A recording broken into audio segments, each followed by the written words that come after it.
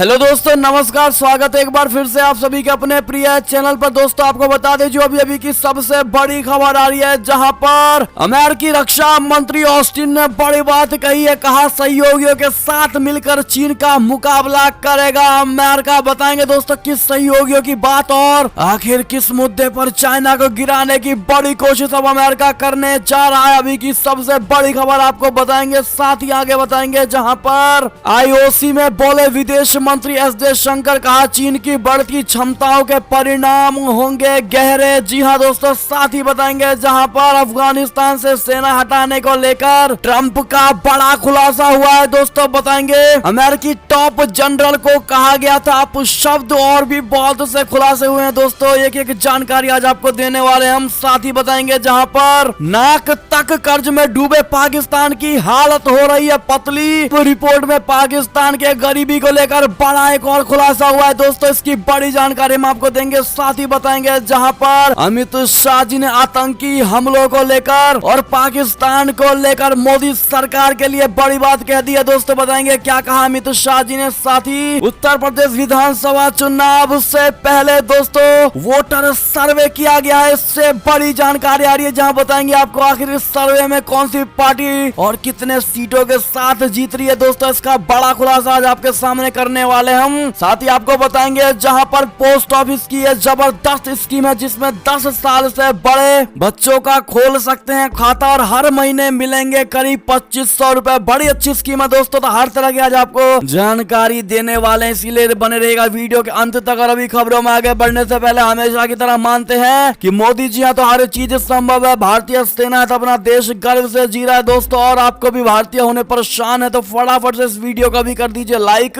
Channel को कर दीजिए सब्सक्राइब, बेल आइकन दबाइए, साथ ही कमेंट बॉक्स में लिख दीजिएगा जय हिंद। जी हाँ दोस्तों, तो बढ़ते हैं पहली और सबसे बड़ी खबर की तरफ, जहां पर रक्षा मंत्री ऑस्टिन ने कहा कि सहयोगियों के साथ मिलकर चीन का मुकाबला करेगा अमेरिका। दरअसल अमेरिका के रक्षा मंत्री लॉयड ऑस्टिन ने शनिवार को कहा कि पेंटागन उच्च प्रौद्योगिकी प्रणालियों को विकसित करने के लिए निजी उद्योग के साथ मिलकर बेहतर तरीके से काम करने का इरादा रखता है और चीन पर प्रतिस्पर्धी बढ़त बनाए रखने के लिए हिंद प्रशांत क्षेत्र में सहयोगियों के साथ संबंध मजबूत करना चाहता है। रक्षा मंत्री ने कैलिफोर्निया में रीगन नेशनल डिफेंस फोरम में कहा कि क्षेत्र में और खासकर स्वशासी ताइवान के निकट चीन की सैन्य गतिविधियां और उसके आक्रामक कदम परेशान करने वाले हैं। उन्होंने कहा कि अमेरिका लंबे समय से चली आ रही एक चीन की नीति को लेकर अब भी प्रतिबद्ध है और तथा इसके साथ ही वो ताइवान को अपनी रक्षा करने में और सक्षम बनाना चाहता है। ऑस्टिन ने कहा कि चीन की ओर से पेश चुनौती को हम साफ साफ देख पा रहे हैं, लेकिन चीन का कद बड़ा नहीं है, कद अमेरिका का बड़ा है। अमेरिका ऐसा देश नहीं है जो प्रतिस्पर्धा से घबराता हो। हम उसे आत्मविश्वास और संकल्प के साथ पछाड़ेंगे और हम निराश नहीं होंगे और ना ही घबराएंगे। ऑस्टिन ने ये बात ऐसे समय में कही है जब चीन की बढ़ती सैन्य और आर्थिक शक्ति से निपटने के लिए अमेरिका संघर्ष कर रहा है। और अमेरिका के इस रक्षा मंत्री का कहना है कि हम चाइना से बदला अपने सहयोगियों देश के साथ मिलकर लेंगे और बदला भी ऐसा होगा पूरा विश्व देखेगा। जी हाँ दोस्तों, आखिर अब क्या बदला लेने वाले हैं रक्षा मंत्री ऑस्टिन का अमेरिका, ये तो वक्त ही बताएगा। दोस्तों बड़ी खबर थी ये। चलते अगली खबर की तरफ, जहां पर IOC में बोले विदेश मंत्री एस जयशंकर। कहा चीन की बढ़ती क्षमताओं के परिणाम गहरे हैं। जी हाँ दोस्तों, विदेश मंत्री एस जयशंकर ने शनिवार को कहा कि चीन के उदय और उसकी बढ़ती क्षमताओं के परिणाम विशेष तौर पर गहरे हैं। और अबू धाबी में 5वें दिन हिंद प्रशांत महासागर शिखर सम्मेलन यानी OIC 2021 में बोलते हुए जयशंकर ने यह भी कहा कि वैश्वीकृत दुनिया में यह महत्वपूर्ण है कि नौवहन और वायु क्षेत्र में उड़ान भरने की आजादी तथा बिना बाधा व्यापार का सम्मान किया जाए। उन्होंने कहा कि कई घटनाएं ऐसी हुई हैं जिनका हिंद महासागर क्षेत्र पर सीधा असर हो रहा है। 2 घटनाक्रम अमेरिका की बदलती रणनीति और चीन के उदय ने हाल के वर्षों में हिंद महासागर के विकास को प्रभावित किया है। जी हाँ दोस्तों, विदेश मंत्री ने कहा कि 2008 से हमने अमेरिका के शक्ति प्रदर्शन में बड़ी सावधानी और इसके अति विस्तार में सुधार करने की कोशिश देखी है। उन्होंने कहा कि कुल मिलाकर अमेरिका अपने और दुनिया दोनों के बारे में बृहद वास्तविकता की ओर बढ़ रहा है। और उधर चाइना को लेकर उन्होंने कहा कि दूसरी बड़ी प्रवृत्ति चीन का उदय है और चीन की बढ़ती क्षमताओं के परिणाम खास तौर से गहरे हैं और इसका परिणाम स्वरूप चाहे कनेक्टिविटी हो, प्रौद्योगिकी या व्यापार, अब सत्ता क्षमता तथा प्रभाव की बदली प्रकृति पर बहस चल रही है और कहीं ना कहीं चाइना की ये बढ़ती क्षमताएं पूरे विश्व के लिए खतरनाक है। जी हाँ दोस्तों, बड़ी बातें इनकी तरफ से कही गई। अगर आप भी इनके बात का सपोर्ट करते हैं तो विदेश मंत्री जी बिल्कुल सही कह रहे हैं और हम इसका समर्थन करते हैं। बताना कमेंट में मत भूलिएगा। चलते अगली खबर की तरफ, जहां अमेरिका से बड़ी खबर, जो अफगानिस्तान से सेना हटाने को लेकर आग बबूला हुए ट्रंप अमेरिकी टॉप जनरल को कहा अपशब्द। दरअसल अफगानिस्तान से अमेरिकी सेना हटाए जाने को लेकर एक बार फिर से अमेरिका के पूर्व राष्ट्रपति डोनाल्ड ट्रंप ने एक सभा को संबोधित करते हुए अपनी भड़ास निकाली। ट्रंप इतने क्रोधित हो गए कि वे अमेरिकी सेना के joint chief of staff general मिले को अपशब्द कहते हुए एक नंबर का बेवकूफ बता दिया। ट्रंप ने कहा कि जनरल मिले ने मुझे कहा कि अमेरिकी हथियार को हमने अफगानिस्तान में ही छोड़ दिया। इसके बाद ही मुझे एहसास हुआ कि वो सबसे बड़ा बेवकूफ है। जी हाँ दोस्तों, बड़ी बात कह दी है डोनाल्ड ट्रंप ने। ट्रंप अफगानिस्तान के हालात को लेकर वर्तमान के राष्ट्रपति जो बाइडेन की कड़ी आलोचना कर चुके हैं। ट्रंप ने लोगों से पूछा था कि वे अब भी उन्हें याद करते हैं। उन्होंने कहा कि अफगानिस्तान से अमेरिकी सेना की वापसी के बाद से ही तालिबान ने कहर बरपाया हुआ है और तालिबानी कब्जे के बाद ट्रंप ने कहा था कि काबुल का पतन अमेरिकी इतिहास में बड़ी हार के तौर पर दर्ज होगा। उन्होंने तंज कसते हुए कहा है कि जो बाइडेन ने अफगानिस्तान के साथ जो किया है वो महान है। ये एक बड़ी हार के तौर पर अमेरिका के इतिहास में दर्ज होगा। बड़ी खबर दोस्तों, बात कर अगली खबर की, जहां पर चाइना को लेकर खबर, जहां चीन कम से कम 39 अफ्रीकी देशों में मौजूदगी है। दोस्तों, श्रीलंका के पोर्ट और युगांडा के एयरपोर्ट पर कब्जा। आखिर चीन कर क्या रहा है बता दें। इस समय लगभग पूरी दुनिया का ध्यान चीन की तरफ ही है, जो न केवल फेक प्रोपेगेंडा फैलाने में सबसे आगे है बल्कि लगातार गरीब और मध्यम आय वाले देशों को भी कर्ज के जाल में फंसा रहा है। चाहे पानी हो या फिर जमीन, हर जगह चीन का कई देशों के साथ विवाद चल रहा है। सैन्य ताकत से लेकर अंतरिक्ष की ताकत और परमाणु हथियारों की बढ़त तक, शायद ही कोई ऐसा क्षेत्र बचा हो जहां चीन का जिक्र ना हो रहा हो। आज आपको बता दें दोस्तों कि चीन का जो सबसे बड़ा पैतरा है, वो पहला अगर पैतरे की बात करें तो वो विकासशील देशों को कर्ज देता है और पैसा वापस ना मिलने की स्थिति में उनकी कीमती संपत्तियों को अपने कब्जे में ले लेता है। और कई मायनों में बीजिंग की मंशा यूरोपीय औपनिवेशिक शक्तियों के समान नजर आती है। बाकी का उदाहरण आपको हम बाद में बताएंगे दोस्तों, लेकिन ये सबसे बड़ी उसकी पैंतरों में से एक है दोस्तों, जो दूसरे देशों को कर्ज में दे करके उसको कर्जदार बना देती है। बढ़ते अगली बड़ी खबर की तरफ, लेकिन इस पर आप कमेंट करना मत भूलिएगा दोस्तों, क्या कहना चाहेंगे चाइना के इस पैंतरे को लेकर। साथ ही अगली खबर की बात करें, जहां रिपोर्ट में बड़ा चौंकाने वाला खुलासा, नाक तक कर्ज में डूबा पाकिस्तान की हालत हो रही अब पतली। दरअसल चीन के कर्ज में पाकिस्तान इस कदर डूब चुका है कि उस पर भारी वित्तीय संकट गुजर रही है। हालांकि इस बीच एक अच्छी खबर भी ये है कि कर्ज में नाक तक डूब चुके पाकिस्तान की मदद के लिए सऊदी अरब सामने आया है। सऊदी अरब पाकिस्तान को $1.5 बिलियन अमेरिकी डॉलर की मदद करने को राजी हो गया। हालांकि इस बीच एक चौंकाने वाली रिपोर्ट में पाकिस्तान की खराब हालत सामने आई है दोस्तों। मीडिया रिपोर्ट्स का कहना है कि $14 बिलियन अमेरिकी डॉलर के कर्ज को कम करने के लिए पाकिस्तान की हालत टाइट होती नजर आ रही है। पाकिस्तान विशेषज्ञों का मानना है कि पाकिस्तान को बीजिंग के वित्तीय अधिकारियों से अपने ऋणों को पुनः निर्धारित करने के लिए कहना चाहिए। एशिया टाइम्स की रिपोर्ट के अनुसार ऐसे समय में स्टेट बैंक ऑफ पाकिस्तान पर दबाव और बढ़ गया है और जब बैंक का विदेशी भंडार अक्टूबर में गिरकर 17 बिलियन अमेरिकी डॉलर हो गया और इससे पहले अप्रैल में अंतर्राष्ट्रीय मुद्रा कोष ने पाकिस्तान को चेतावनी दी थी कि नीतिगत फैसलों और बढ़ती देनदारियों के कारण पाकिस्तान की सार्वजनिक ऋण स्थिरता को कम किया जा रहा है। आपको बता दे दोस्तों, दरअसल पाकिस्तान को कर्ज में डुबाकर ही मानेगा इमरान खान। आखिर सऊदी अरब के लिए गए कर्ज से बड़ा खुलासा हुआ है, जहां पर 4% है उनका ब्याज दर। यानी कि दोस्तों सऊदी अरब पाकिस्तान की 4.2 अरब डॉलर की सहायता प्रदान करने के लिए सहमत हुआ था, जिसमें से 3 अरब डॉलर को पाकिस्तान के केंद्रीय बैंक में जमा के रूप में स्थानांतरित किया जाना था। दोस्तों ऐसे में ये बड़ा खुलासा हुआ है। 4% का आप हिसाब लगा पा रहे होंगे दोस्तों। साथ ही इमरान के इस पाकिस्तान को कर्ज में डुबाने को लेकर और उसकी भद्दी हालत बनाने को लेकर बड़ी खबर आ रही है, जहां कंगाल पाकिस्तान में एक जहाज के लिए भी नहीं है पार्किंग की जगह। कारोबारी ने रोया अपना दुखड़ा। दरअसल पाकिस्तान में अब एक शानदार 14 मंजिला क्रूज जहाज को कबाड़ में बेचा जाएगा, क्योंकि कराची में देश के सबसे बड़े बंदरगाह बंदरगाह यानी पोर्ट पर सुंदर और आरामदायक क्रूज को पार्क करने के लिए पर्याप्त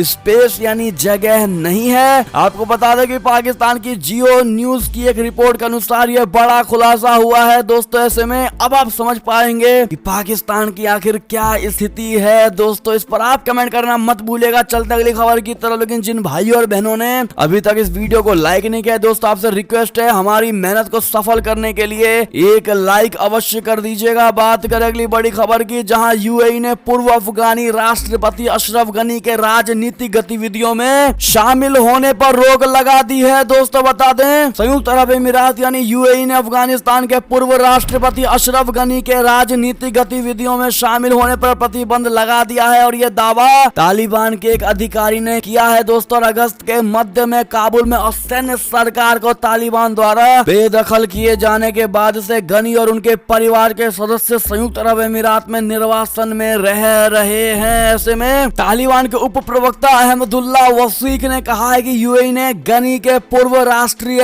सुरक्षा सलाहकार हमदुल्ला मोहिब और बलिख प्रांत के गवर्नर अटा मोहम्मद नूर को राजनीतिक गतिविधियों में शामिल होने से रोक दिया है। वसीक ने रविवार को पश्तो भाषा में ट्वीट किया और संयुक्त अरब अमीरात ने दुबई और अन्य शहरों में रहने वाले अशरफ गनी के प्रशासन के सभी अधिकारियों पर प्रतिबंध लगा दिया है और इस प्रतिबंध में अशरफ गनी, अट्टा, नूर और मोहिब शामिल है दोस्तों। ऐसे में अशरफ गनी जो एक कायर प्रधानमंत्री थे दोस्तों अफगानिस्तान के, और उनके खिलाफ ये एक्शन, अगर आप भी सराहना करते हैं यूएई के इस फैसले का तो अपनी राय जरूर दीजिएगा। बढ़ते हैं अगली खबर की ओर, जहां पर चीन से रिश्ता खत्म करके ताइवान के पास लौट सकता है सोलोमन द्वीप।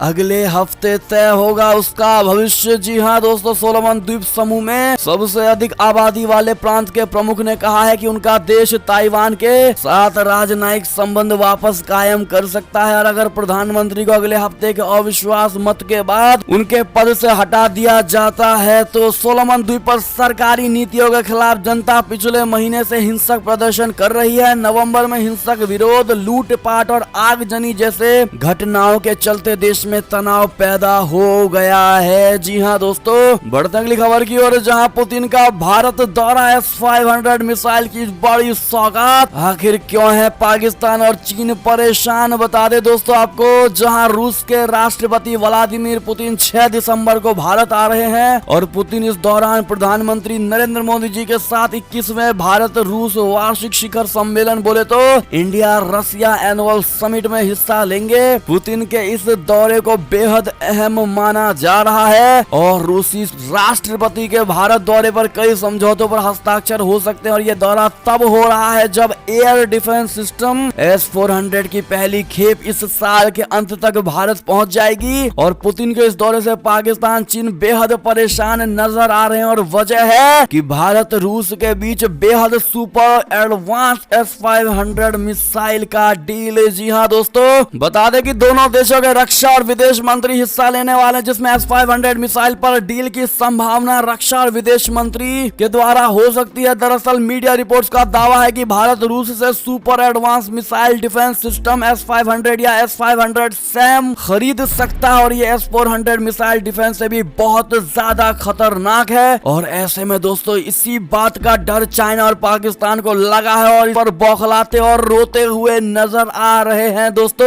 ऐसे में क्या भारत को सच में डील करनी चाहिए S-500 की, हाँ या ना में आप लोग जवाब जरूर दीजिएगा। देखते हैं क्या राय है आपकी दोस्तों। चलते अगली खबर की तरफ, जहां पर फारूक अब्दुल्ला का एक और विवादित बयान, कहा किसानों की तरह अपने हक के लिए देनी होगी कुर्बानी। जी हाँ दोस्तों, एक भड़काऊ बयान अब्दुल्ला की तरफ से दिया गया, जहां आपको बता दें अब्दुल्ला ने अपनी पार्टी कार्यकर्ताओं से कहा कि केंद्र द्वारा छीने गए अधिकारों को पाने के लिए किसानों की ही तरह बलिदान देना पड़ सकता है। उन्होंने कार्यकर्ताओं से एक अलग मंच तैयार करने को भी कहा जिससे केंद्र शासित प्रदेश को पूर्ण प्रदेश का दर्जा मिल सके। आपको बता दें कि युवाओं कार्यकर्ताओं को संबोधित करते अब्दुल्ला ने कहा कि आप जवान हैं, आप लोगों को इस रियासत का बोझ अपने कंधों पर उठाना है। आपको किसके साथ कैसे रिश्ते कैसे रखने हैं वो आपको तय करना होगा। और आगे उन्होंने कहा कि आप नमाज के रास्ते पर कायम रहो, अल्लाह के रास्ते पर चलो, कहीं पर भी झुकने की जरूरत नहीं है। इतना ही नहीं दोस्तों, अब्दुल्ला ने यह भी कहा कि केंद्र द्वारा हमसे छीने गए अधिकारों को वापस पाने के लिए हमें भी इसी तरह का बलिदान यानी किसानों की तरह बलिदान देना पड़ सकता है। हक के लिए हमें भी किसानों की तरह दोबारा कुर्बानी देनी होगी। जी हाँ दोस्तों, बड़ा ही विवादित और आगजनी वाले बयान दोस्तों अब्दुल्ला की तरफ से दिया गया है और कहीं ना कहीं फिर एक बार भारत देश में अशांति फैलाने की कोशिश अब्दुल्ला की तरफ से की जा रही है। दोस्तों अगर आप भी मानते हैं कि अगर अब्दुल्ला ने अपने कार्यकर्ताओं से बलिदान तक देने की बात कही है दोस्तों, तो क्यों ना इसकी शुरुआत अब्दुल्ला से ही होनी चाहिए। क्या कहते हैं दोस्तों आप लोग बताइएगा जरूर, क्योंकि जब नेता ही सबको साथ लेकर चलने की और सबको लीड करने की कोशिश करता है तो क्यों ना पहले नेता का ही नंबर आना चाहिए और नेता को ही खुद से ये कोशिश करनी चाहिए। दोस्तों आप क्या समर्थन करते हैं इस बात का, हाँ या ना में जवाब जरूर दीजिएगा और अब्दुल्ला के इस विवादित बयान का उसको जवाब देना बिल्कुल मत भूलिएगा। दोस्तों देखते हैं क्या कहती है हमारी भारत की जनता, क्योंकि भारत की जनता का ही विचार पूरे भारत का विचार होता है दोस्तों, तो जवाब देना मत भूलिएगा। चलते अगली बड़ी खबर की तरफ, जहां पर नागालैंड के मौन जिले में 13 लोगों की मौत, आरोप सुरक्षा बलों ने उग्रवादी समझकर मार दी गोली। हालात अब भी है वहां पर तनावपूर्ण। आपको बता दें नागालैंड के मौन जिले से एक बड़ी घटना सामने आई है। यहाँ पर कथित तौर पर सुरक्षा बलों ने ग्रामीणों को उग्रवादी समझकर उन पर गोलियां चला डाली, जिससे कम से कम 13 ग्रामीणों की मौत हो गई, जबकि 11 अन्य घायल बताए जा रहे हैं और ये सभी ग्रामीण म्यांमार से सटे गांव ओटिंग के थे दोस्तों। और घटना के बाद मुख्यमंत्री नेफ्यू रियो ने शांति की अपील करते हुए इसे दुर्भाग्यपूर्ण घटना बताया है दोस्तों। उन्होंने अपने ट्वीट में कहा है कि घटना की उच्च स्तरीय जांच भी कराई जाएगी और इस घटना में एक सुरक्षा बल के जवान की भी मौत की खबर है दोस्तों। ऐसे में आप इस घटना को किस नजरिए से देखते हैं बताइएगा जरूर। अगर आप भी मानते दोस्तों कि जवानों से भूल हो गई है कहीं ना कहीं और बाकी चीजें जांच में पता लगी जाएंगी दोस्तों, तो अपना जवाब जरूर दीजिएगा। अगली खबर की बात करें जहां पर फ्रांस को लेकर बड़ी खबर, जहां राष्ट्रपति मैक्रोन ने कहा यूरोपीय देश कर रहे हैं अफगानिस्तान में संयुक्त मिशन पर विचार। दरअसल फ्रांस के राष्ट्रपति इमैनुअल मैक्रोन ने शनिवार को सऊदी अरब जाने से पहले दोहा में कहा कि कई यूरोपीय देश अफगानिस्तान के लिए एक संयुक्त दूतावास खोलने पर विचार कर रहे हैं ताकि तालिबान से संवाद और संपर्क कायम किया जा सके। बात करें अगली खबर की, जहां पर पाकिस्तान के प्रधानमंत्री इमरान खान ने की राष्ट्रपति यानी श्रीलंका के राष्ट्रपति गोटाबाया से बात, कहा भीड़ हिंसा के दोषियों पर कड़ी कार्यवाही करेंगे। जी हां दोस्तों, पाकिस्तान में श्रीलंका के एक नागरिक की भीड़ हिंसा में हत्या की घटना को लेकर पाकिस्तान के प्रधानमंत्री इमरान खान ने रविवार को श्रीलंका के राष्ट्रपति गोटाबाया राजपक्षे से फोन पर बात की है। इमरान खान ने राष्ट्रपति गोटाबाया को इस बात का आश्वासन दिया है कि श्रीलंका के नागरिक प्रियंथा कुमार दियावदना की निंदा के आरोप में हत्या करने वाली भीड़ पर कोई रहम नहीं किया जाएगा। जी हाँ दोस्तों, अगर आप भी मानते हैं ये एक छलावा ही है इमरान खान की तरफ से ताकि श्रीलंका कोई बड़ा एक्शन अंतरराष्ट्रीय स्तर पर ना ले सके, तो आप भी अपनी राय जरूर दीजिएगा दोस्तों। कौन कौन मानता है कि इमरान खान एक्शन नहीं लेगा, देखते हैं, जवाब जरूर दीजिएगा। अगली खबर की बात करें जहां पर आपको बता दें कि शरीर में एक भी हड्डी साबुत नहीं थे दोस्तों, 99% तक शरीर जल चुका था उस श्रीलंकाई नागरिक का। साथ ही आपको बता दें जहां पाकिस्तान में जिस श्रीलंकाई नागरिक की लिंचिंग हुई थी दोस्तों, उसकी पत्नी ने लगाई है ये गुहार। उनकी पत्नी का कहना है कि उनका पति निर्दोष व्यक्ति था।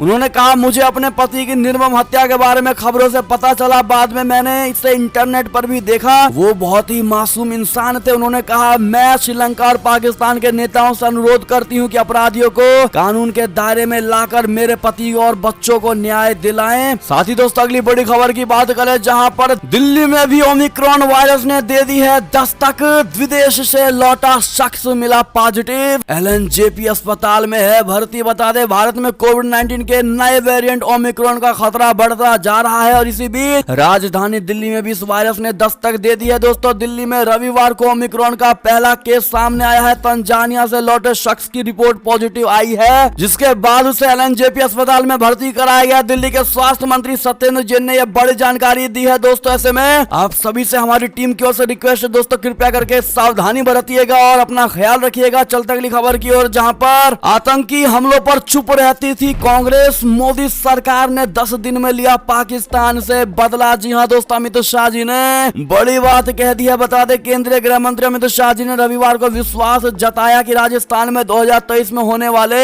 विधानसभा चुनावों में 2/3 बहुमत से जीत हासिल करके भारतीय जनता पार्टी सत्ता में वापस करेगी। अमित शाह भाजपा के जनप्रतिनिधियों के सम्मेलन को संबोधित कर रहे थे। इस दौरान उन्होंने कहा कि मैं आपका आह्वान करने आया हूं कि राजस्थान की इस निकम्मी व भ्रष्टाचारी अशोक गहलोत सरकार को जड़ समेत उखाड़ फेंके और यहां भारतीय जनता पार्टी की सरकार बनाएं। अमित शाह ने कहा कि 2023 में प्रचंड पूर्ण बहुमत के साथ कमल खिलने वाला है। 2/3 बहुमत के साथ यहाँ भाजपा की सरकार बनेगी। जी हाँ दोस्तों, अमित शाह जी ने दोस्तों आगे मनमोहन सिंह पर भी साधा डायरेक्ट निशाना, कहा कि केंद्र की नरेंद्र मोदी सरकार ने 7 साल के अपने कार्यकाल में जनता की भलाई के बहुत कुछ किया है, लेकिन 10 साल तक मनमोहन और सोनिया की सरकार चलती थी तो कई हमले हुए, लेकिन मौनी बाबा कुछ नहीं बोलते थे। लेकिन जब मोदी सरकार के दौरान हमला हुआ तो 10 दिन के भीतर ही बदला लेने का काम किया गया, पाकिस्तान के अंदर घुसकर मारा गया। जी हाँ दोस्तों,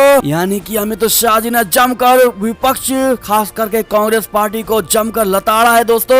ऐसे में अमित शाह जी के कहे गए एक एक बात का आप समर्थन करते हैं, हाँ या ना में जवाब जरूर दीजिएगा। साथ ही अगली खबर की बात करें जहां पर एबीपी सी वोटर सर्वे में बड़ा खुलासा, जहां 2 महीने से भाजपा सबसे बड़ी पार्टी, लेकिन सपा का 2% वोट बढ़ा है दोस्तों, और बसपा और कांग्रेस को सबसे ज्यादा नुकसान हुआ है दोस्तों। एबीपी न्यूज सी वोटर के पिछले 2 महीने के सर्वे पर नजर दौड़ाएं तो भाजपा भी जनता की पसंद बनी हुई है, लेकिन सपा का ग्राफ थोड़ा सा बढ़ा है, और इस दौरान सबसे ज्यादा नुकसान कांग्रेस और बहुजन समाज पार्टी को होता दिखाई दे रहा है। दोनों दलों को ग्राफ नीचे आ चुका है दोस्तों। ऐसे में ओवरऑल अगर बात करें इस सर्वे का तो भारतीय जनता पार्टी पूरे बहुमत के साथ सरकार बना रही है दोस्तों। और आप भी 9 अक्टूबर से 24 नवंबर के बीच हुए सर्वे में किससे कितने वोट प्रतिशत में मिले हैं दोस्तों, आप देख ही पा रहे होंगे, स्क्रीन पर हमने लगा दिया है। और ऐसे में दोस्तों 9 अक्टूबर 2021 से 11 नवंबर के बीच सबसे आगे रही है बीजेपी, और यूपी में किससे कितनी सीटें मिली है दोस्तों सर्वे के हिसाब से हमने वो सब भी स्क्रीन पर दे दिया, आप देख ही पा रहे होंगे। ऐसे में आपकी क्या राय होगी दोस्तों, आप भी अपनी पर्टिकुलर राय इस कमेंट में देना बिल्कुल मत भूलिएगा। देखते हैं क्या आप एग्री होते हैं दोस्तों, हाँ या ना में जवाब जरूर दीजिएगा। साथ ही बात करें अगली बड़ी खबर की, जहां पर जेडीयू नेता केसी त्यागी के बेटे अमरीश ने थामा बीजेपी का दामन, ट्रंप के लिए कर चुके हैं ये पहले काम। दरअसल जनता दल यूनाइटेड के राष्ट्रीय महासचिव केसी त्यागी के बेटे अमरीश त्यागी ने रविवार को बीजेपी का दामन थाम लिया है दोस्तों। बात करें अगली बड़ी खबर की, जहां पर पोस्ट ऑफिस की जबरदस्त स्कीम आई है दोस्तों, जहां 10 साल से बड़े बच्चों का खोले खाता और हर महीने मिलेंगे करीब 2500 रुपए। दरअसल पोस्ट ऑफिस MIS अकाउंट यानी स्कीम उनके लिए है जो कम जोखिम के साथ मुनाफा चाहते हैं। पोस्ट ऑफिस की MIS एक सेविंग स्कीम है दोस्तों, जिसमें आप एक बार पैसा लगाकर हर महीने इंटरेस्ट के रूप में इसका लाभ ले सके। आपको बता दें कि ये अकाउंट 10 साल से ज्यादा उम्र के बच्चों के नाम पर ही खुलवाया जा सकता है। अगर आप अपने बच्चों के नाम से ये स्पेशल खाता खुलवाते हैं तो हर महीने आपको जो इंटरेस्ट मिलेगा उसे आप ट्यूशन फीस भर सकते हैं। आपको बता दें दोस्तों पूरे स्क्रीन और पूरे इस स्कीम की क्या डिटेल्स हमने स्क्रीन पर दे दी है दोस्तों, शेयर कर दिया आपके साथ, आप देख ही पा रहे होंगे।